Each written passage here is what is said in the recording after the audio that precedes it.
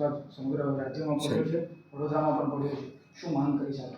છેલ્લા 3 દિવસથી સમગ્ર ગુજરાત રાજ્યમાં કમોસમી વરસાદ માવઠાની પરિસ્થિતિને કારણે ખેડૂતોના ઊભા પાકને, ખાસ કરીને ડાંગર, કપાસ જેવા પાકોને ખૂબ જ મોટા પ્રમાણમાં નુકસાન થયું છે. ગુજરાતની સાથે સાથે વડોદરા જિલ્લો અને વડોદરા જિલ્લામાં ડભોઈ અને વડોદરા તાલુકાના ગામોના ખેડૂતો ખૂબ જ કપરી પરિસ્થિતિમાં મુકાયા છે. ત્યારે વડોદરા જિલ્લાના તમામ ધારાસભ્યોએ લેખિતમાં માંગ કરી છે.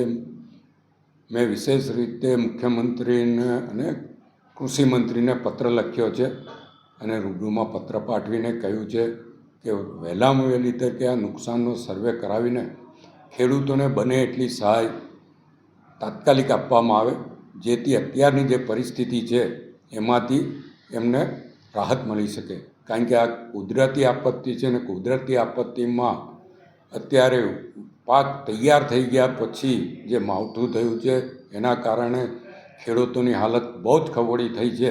એટલે ખેડૂતોના પ્રતિનિધિ તરીકે અમે આ રજૂઆત કરી છે. અમને આશા છે કે અમારી સરકાર આ બાબતમાં યોગ્ય નિર્ણય લેશે અને ખેડૂતોને પડેલી મુશ્કેલીમાં એમની સાથે ઊભી રહેશે.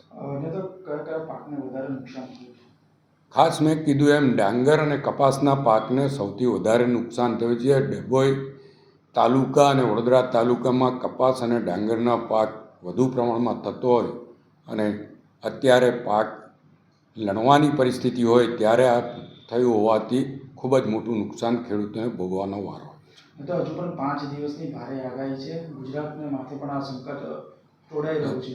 તો શું સીએમ સાહેબ સરકાર ખૂબ જ જાગૃત છે અને મુખ્યમંત્રીએ સિનિયર મંત્રીઓને વિસ્તારોમાં મોકલ્યા છે. જ્યાં જ્યાં પરિસ્થિતિ ખરાબ હોય ત્યાં આગળ રૂબરૂ મોકલવામાં આવ્યા છે અને એના જ કારણે આજે કૃષિમંત્રી સહિતના મુખ્યમંત્રીઓ એ બધાને પોતાના વિસ્તારોમાં મોકલ્યા. જ્યાં નુકસાન વધુ થયું છે ત્યાં મંત્રીઓ જાતે જઈને વિસ્તારની પરિસ્થિતિનો તાગ મેળવી રહ્યા છે અને ઝડપભેર આમાં કેવી રીતે સહાયરૂપ થવાય એનો ચિતાર મુખ્યમંત્રીને રજૂ કરશે અને તરત જ રાહતની સામગ્રી પૂરી પાડવામાં આવશે.